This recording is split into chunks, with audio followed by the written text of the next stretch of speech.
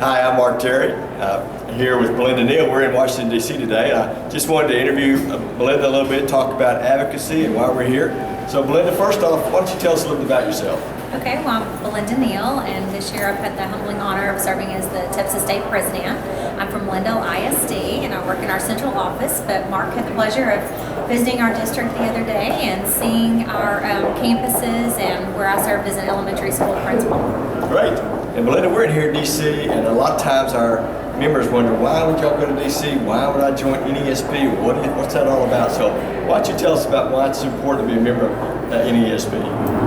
I think, first of all, to be a member of your organization, TEPSA and NESB. Back in 1999, when I first joined TEPSA, I think I signed a contract and my application to join TEPSA on the very first day. I had a great principal who said, you need to be a part of your professional organization and join and network and do the professional development and the advocacy piece. And as I got into TEPSA and learned more about the national piece, it helped me see that, we have federal programs, we've got special ed, we've got all of those pieces, and those are decisions made at the federal level. So at that point, we realized that we're a voice bigger than just our state, but all of those things feed down to what we're doing daily.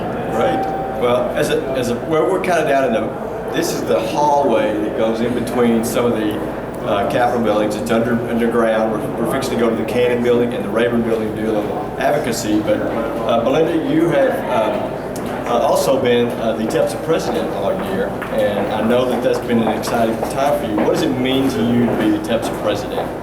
Well, first of all, as I said, just a humbling honor to be able to serve in this capacity, but the learning experience, the amazing people that I've met.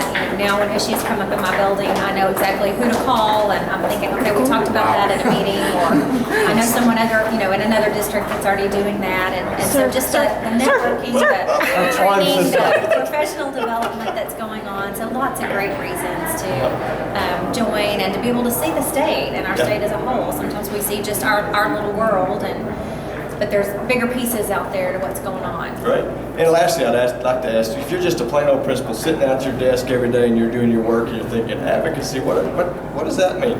How does just a regular everyday principal get to be an advocate for education? I think, first of all, just serving in our role as a principal, that we're advocates for kids. And so that's daily, the decisions we make, whether it's in an art meeting or a parent conference or staff meeting, we're all about figuring out what's good for kids. So to be able to do that, but then to not have to leave your building, to know that when you are a member of TEPSA, you guys are so good about giving us the updates, continually following the legislative updates, that we can get on the phone and call our representatives. One of my favorite stories, you tell the story about the representative who changed their vote based on 40 phone calls. Well, Mark, sometimes we have 40 phone calls by the time the tardy bell rings. So to know that our voice counts, so you don't have to leave the building, you don't have to do anything other than make that phone call and be heard. And it's those stories that are going on each and every day in everybody's building that our legislators need to hear and know what's really going on in public schools. Super. Well, you're off to see your legislator and I'm off to see mine, so let's get going. So thanks for talking to us today. Thank you.